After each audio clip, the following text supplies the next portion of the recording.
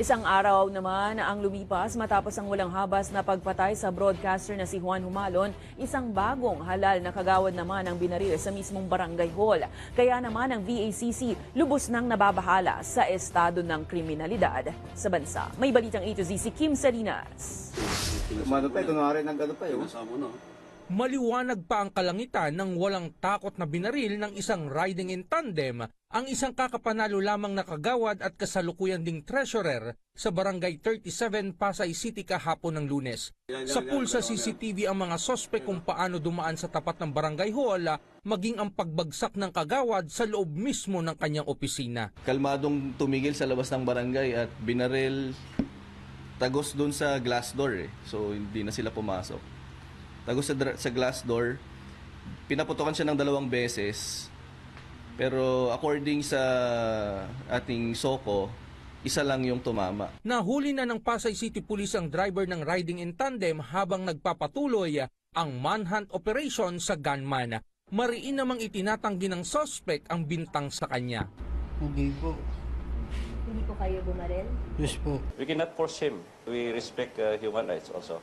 So, unti-unti lang namin siyang kinakausap with the prayer na sana magko-cooperate siya. Kasi bangag po yung tao.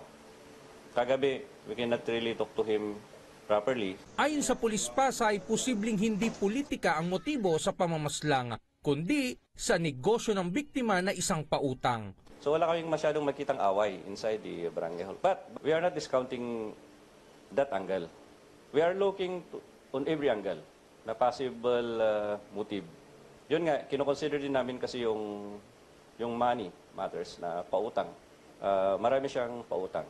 Nababahala naman ang Volunteers Against Crime and Corruption sa magkasunod na insidente ng walang habas na pagpatay sa Pilipinas. It is sending a message na ang law and order dito, peace and order, and even yung pilar ng criminal justice is not really working. Kasi hindi ma-convict, walang nakukulong. Panay persons of interest, pinafailan sa wala Pahayag pa ng Pangulo ng VACC na si Boy Evangelista na tila wala ng konsensya ang mga gumagawa ng krimen at wala ng takot sa batas. Parang manok na binabaril lang. Ang tanong nga dito, Mr. President, what's happening to our country?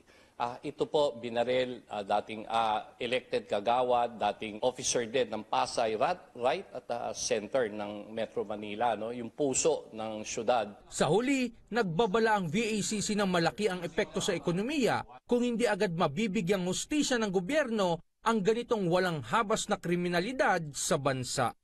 Para sa Balitang A to Z, Kim Salinas.